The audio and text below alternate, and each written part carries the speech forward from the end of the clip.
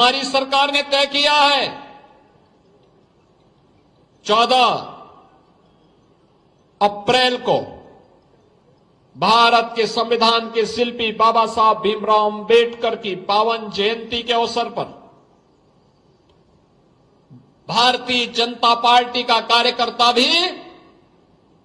और भारतीय जनता पार्टी अपने अपने बूथ स्तर पर जहां कहीं भी बाबा साहब भीमराव अंबेडकर की मूर्तियां होंगी, उनके पार्क होंगे, 13 तारीख को स्वच्छता का एक विशेष अभियान उसके आसपास करवाना और 14 अप्रैल को वहां पर जाकर के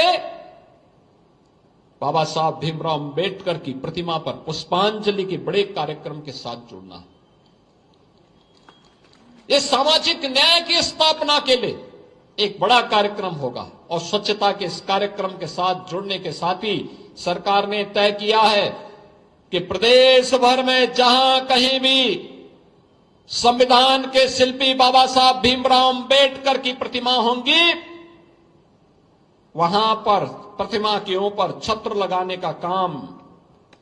उनकी मूर्ति जहां स्थापित होगी वहां पर जो पार्क होगा उस पार्क की बाउंड्री वाल का निर्माण और उसके सुंदरीकरण का काम सरकार अपने। मैं एक जनपद के एक विद्यालय में गया था जहां पर प्रधानाचार्य ने मुझे बताया कि उनके विद्यालय में अब लगातार संख्या कम हो रही है, 10 से कम बच्चे रह गए हैं और नए सत्र में हो सकता है वे बच्चे भी ना आए। आखिर वे बच्चे जा कहां रहे हैं? जब मैंने प्रश्न किया उन्होंने कहा साहब बच्चों में पढ़ने की रुचि नहीं।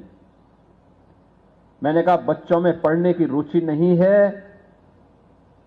या आप लोगों की पढ़ाने में रुचि नहीं है? ये दोनों में अंतर है।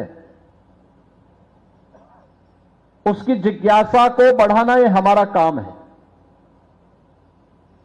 शिक्षा ये केवल सर्टिफिकेट उपलब्ध करवाने का या डिग्री हासिल करने का माध्यम नहीं है। ये मनुष्य को मनुष्य बनाने के लिए, उसको संस्कारित करने के लिए, समाज और राष्ट्र के भविष्य को गढ़ने का एक सशक्त माध्यम है और उसके योजक के रूप में ईश्वर ने जो भूमिका हमारे आदरणीय गुरुजनों को दी है, शिक्षकों को दी है। याद रखना, विरोधी चाहे कैसे भी हो, उस विरोधी के छल और छद्म का जवाब देने के लिए आपके पास उतना ही सामर्थ्य होनी चाहिए,